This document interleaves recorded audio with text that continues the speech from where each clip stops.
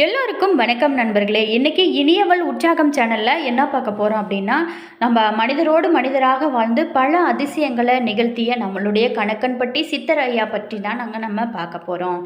அதே மாதிரி இந்த ஆடி மாதம் ரொம்பவும் அற்புதமான மாதம் அல்லவா? இந்த ஆடி மாதத்தில் நம்ம என்னென்ன செய்யலாம், என்னென்ன செய்யக்கூடாது, மேலுமே இந்த கணக்கன்பட்டி சித்தர் ஐயாவோட பூஜையில் பல பேரும் கலந்து கொள்கிறாங்க. ஏன் இப்படி எல்லாருமே பல பேர் இந்த அமாவாசை பூஜையில் கலந்து கொள்கிறாங்க? அதோட பின்னணி என்ன? இந்த பூஜையில் நமக்கு கலந்து கொள்றதுனால எப்படிப்பட்ட பலன்கள் எல்லாம் கிடைக்கும் அப்படிங்கிற எல்லா கேள்விகளுக்குமே இந்த வீடியோவில் விளக்கமாக பதில் சொல்லியிருக்கோம். வீடியோவை ஸ்கிப் பண்ணாமல் முழுமையாக பாருங்கள். வீடியோ பிடிச்சிருந்தால் லைக் பண்ணுங்கள். இது போல் தகவல்களை நீங்கள் தெரிஞ்சுக்கணும் அப்படின்னா மறக்காம சப்ஸ்கிரைப் பண்ணுங்கள். கூடவே இருக்க பெல் ஐக்கானையும் ப்ரெஸ் பண்ணிட்டு வாங்க வீடியோக்குள்ளே போகலாம். அதுக்கு முன்னாடி உங்களுக்கு கணக்கன்பட்டி சித்தர் ஐயா பிடிக்கும் அப்படின்னா ஓம் சர்க்குருவே போற்றி, ஓம் சர்க்குருவே போற்றி, ஓம் சர்க்குருவே போற்றி அப்படிங்கிற மந்திரத்தை மறக்காமல் கமெண்ட் பாக்ஸ் செக்ஷனில் பதிவிடுங்க.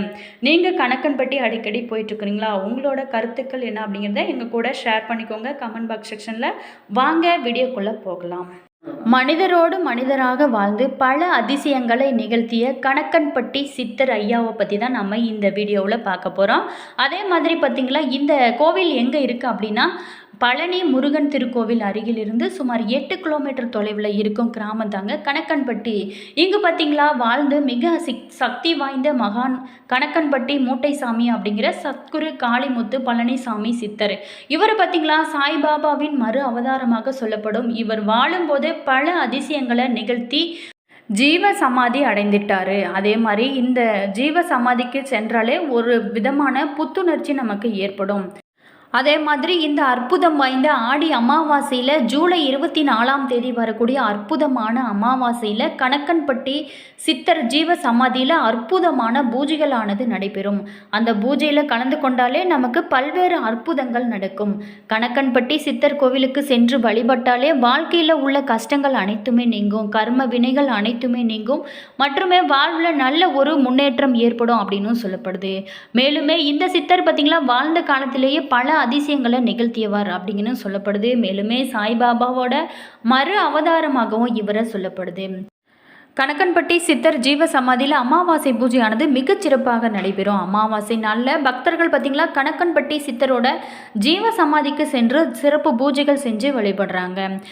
அது மட்டும் இல்லாமல் கணக்கன்பட்டி சித்தரோட ஜீவ சமாதி அமாவாசை நாட்களில் இந்த பூஜைகளில் கலந்து கொள்றதுனால பல்வேறு அதிசயங்கள் அவங்களோட வாழ்க்கையில் நடக்கிறதாகவும் சொல்லப்படுறாங்க. மேலுமே பக்தர்கள் இங்கு வந்து சித்தருக்கு பூஜைகளானது செஞ்சு வழிபடுறாங்க. இந்த பூஜைகளில் பக்தர்கள் பார்த்திங்களா தங்களோட வேண்டுதல்களை வைத்து வழிபடுறதுனால பலரோட வேண்டுதல்களுமே நிறைவேறியுள்ளதாகவும் சொல்லப்படுறாங்க.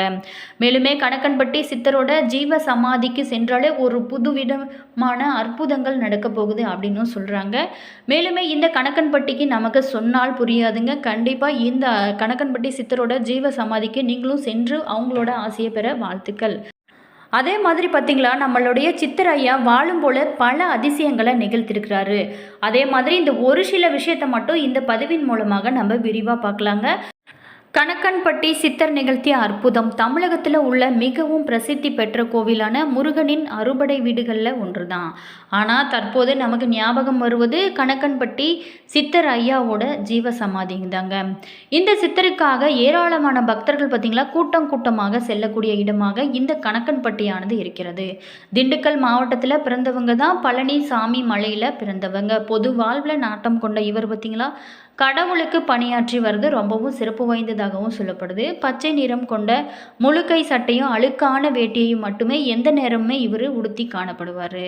மேலுமே இவர் ஒரு பெரிய மூட்டையை எப்போதுமே வைத்துக்கொண்டு எங்கு சென்றாலுமே அதனை தூக்கி கொண்டே திரிவாராம். அதற்கு என்ன அர்த்தம் அப்படின்னா நம்மளுடைய பாவங்கள் அனைத்துமே அந்த கணக்கன்பட்டி சித்தர் ஐயா சுமப்பதாக ஐதீகமாகவும் சொல்லப்படுது. அந்த மூட்டையை யாராவது தொட வந்தாலோ கத்தி அவர் விரட்டக்கூடியவராக இருந்தார். அதே மாதிரி ஆரம்பத்தில் இவரை கண்ட ஊர் மக்கள் பார்த்திங்களா பைத்தியம் அப்படின்னு கூட விரட்டி அடிக்க ஆரம்பிச்சிட்டாங்க. பழனியில் மொத்தம் மிக பெரும் மலைகளாக 2 இருக்கிறது. அவற்றில் ஒன்று தாங்க பழனி முருகன் கோவில், மற்றொன்று இடும்பன் கோவில். பல்வேறு நாட்கள் இடும்பன் கோவிலில் தான் இவர் தங்கி இருந்ததாகவும் சொல்லப்படுது. கணக்கன்பட்டி மூட்டை சுவாமிகள் இடம் யாராவது பணமோ பொருளோ அல்லது உடையோ வாங்கி கொடுத்தால் அவர்களை கம்பெடுத்து அடித்து விரட்டுவாராம். வெளிநாட்டிலிருந்து அப்படிதான் வந்த ஒரு தம்பதிக்கு வாய் பேச முடியாத மகன் இருந்தார். பழனிமலை முருகனை தரிசிக்க இவங்க பார்த்திங்களா காரில் சென்று கொண்டிருந்தாங்க. கணக்கன்பட்டி வழியே இவங்க வரும்போது சித்தர் அவர்களை காரில் இருந்து வழிமறித்து இறங்க செஞ்சார். இவர்கள் என்ன செய்வது அப்படின்னு தெரியாமல் ரொம்பவும் முழித்தாங்க. சித்தர் பார்த்திங்களா அந்த பெண்மணியிடம் அந்த எதிரில் உள்ள கடைக்கு போய் ஒரு பிரியாணி பொட்டணம் வாங்கி வா அப்படின்னு சொன்னார். வழி தெரியாமல் பிரியாணி வாங்கி வந்தாங்களா. அவங்க சுத்த சைவ குடும்பத்தை சார்ந்தவங்க. பிறகு பார்த்திங்களா அந்த பிரியாணியை மகனுக்கு கொடுங்க அப்படின்னு சொன்னாங்க. என்ன செய்வது, கணக்கன்பட்டி சித்தரையாவர் இந்த பிரியாணி பொட்டணத்தை நம்மளுடைய பையன்கிட்ட கொடுக்க சொல்கிறாரு அப்படின்னு வேறு வழி இல்லை அப்படின்னு சொல்லிட்டு இந்த பிரியாணத்தை பிரித்து பார்த்தாங்க. பிரிக்கும் போதே அந்த இதில் ஒரு ஆச்சரியம் என்ன அப்படின்னா, சாம்பார் சாதமாக இருந்தது. நாம் வாங்கிட்டு வந்தது பிரியாணி பொட்டணம் தானே, எப்படி சாம்பார் சாதமாக மாறுச்சு அப்படின்னு அவங்களுக்கு ஒரே ஆச்சரியமாக போச்சு. சித்தரை அதே மாதிரி பார்த்திங்களா அது பேசிகிட்டு இருக்கும்போதே எதிரில் ஒரு கார் வந்தது. அம்மா வண்டி வருது, ஓரமாக வாங்க அப்படின்னு வேகமாக கத்துனா அவங்களோட பையன்.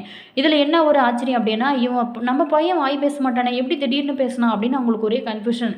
இது எல்லாமே சித்தர் ஐயாவோட மகிமை தான் அப்படின்னு அந்த அம்மா புரிஞ்சிட்டாங்க. உடனே சித்தர் ஐயாவை காலில் விழுந்து வணங்கிட்டு அவங்களோட ஆசையை வாங்கிட்டு அவங்களோட ஊருக்கு சென்றாங்க அப்படின்னுமே சொல்லப்படுது. இந்த விஷயம் பார்த்திங்களா ரொம்பவும் பிரபலமாகவும் பேசப்பட்டு வருது. அதே மாதிரி பார்த்திங்களா ஒரு முறை ஒருவர் நிலம் வாங்க இவங்கிட்ட உத்தரவு கேட்கும்போது கிழக்கு போய் வடக்கு போ அப்படின்னு ஏதோ ஒரு சூச்சகமாக அவர் சொல்லியிருக்காரு. உத்தரவு கேட்க வந்தவர் 2 நிலம் பார்த்துருக்கிறாரு. அதில் ஒன்று வடக்கில் இருந்திருக்கு, அதன் வழி கிழக்கு பார்த்து இருந்திருக்கு. கிழக்கு போய் வடக்கு போ அப்படின்னு சுவாமி இதைத்தான் சூழ்ச்சகமாக சொல்லியிருக்காரு அப்படின்னு எண்ணி அவரும் அந்த நிலத்தை வாங்கி வளர்ச்சி அடைந்திருக்காரு. இவரோட ஜீவ சமாதிக்கு சென்றாலே நிச்சயமாக ஒரு நம்மளுடைய வாழ்வில் மாற்றம் ஏற்படும். அது மட்டும் இல்லாமல் பழனி பேருந்து நிறுத்தத்தில் இருந்து சுமார் 8 கிலோமீட்டர் தொலைவில் இருக்கிறது தாங்க இந்த கணக்கன்பட்டி சித்தரையா ஜீவ சமாதி. இதற்கு பஸ் வசதியும் ஏற்பாடு செஞ்சுருக்காங்க. அதே மாதிரி பார்த்திங்களா இந்த வருடம் 2025 வருடம் ஆடி மாதம் அன்னைக்கு கணக்கன்பட்டி சித்தரையா ஜீவ சமாதியில் சிறப்பு பூஜைகளானது நடைபெறுங்க. இந்த பூஜையில் கணக்கன்பட்டி சித்தரின் அருளை பெறவும் முன்னோர்களுக்கு திதி கொடுக்கவும் பக்தர்கள் அனைவருமே கூடுவாங்க. மேலுமே ஆடி அமாவாசை அப்படிங்கிறது ஆடி மாதத்தில் வரும் அமாவாசை நாளாகும். இந்த இந்துக்களால் புனித நாளாக சொல்லப்படுது. மேலுமே இந்த நாளில் முன்னோர்களுக்கு தர்ப்பணம் கொடுப்பதும் பூஜைகள் செய்வதும் புண்ணியம் தரும் அப்படின்னு சொல்லப்படுது. கணக்கன்பட்டி பழனி முருகன் கோவிலுக்கு அருகில் உள்ள கிராமம் தாங்க.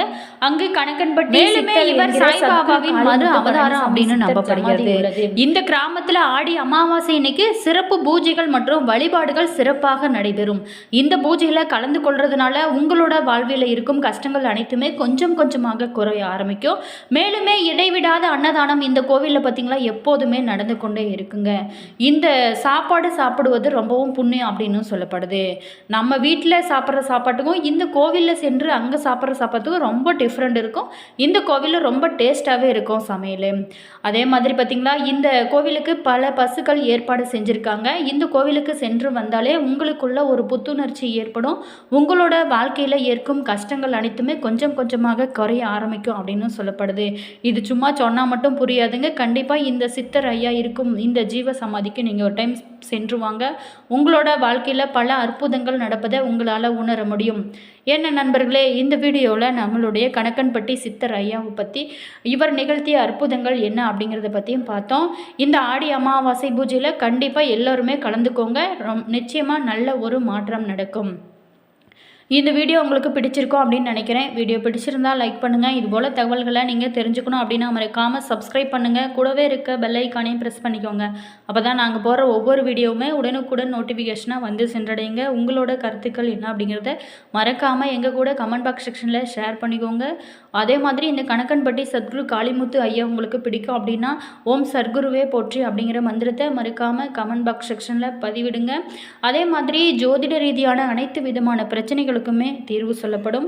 டிஸ்கிரிப்ஷனில் ஸ்ரீ வராகி அம்மன் ஜோதிட நிலையம் வாட்ஸ்அப் நம்பர் கொடுத்துருக்கோம். நீங்கள் கால் பண்ணி தனிப்பட்ட ஜாதகத்தை பார்க்கணும் அப்படின்னா கண்டிப்பாக உங்களுக்கு நல்ல தீர்வு கிடைக்கும். கால் பண்ணி தெரிஞ்சுக்கோங்க.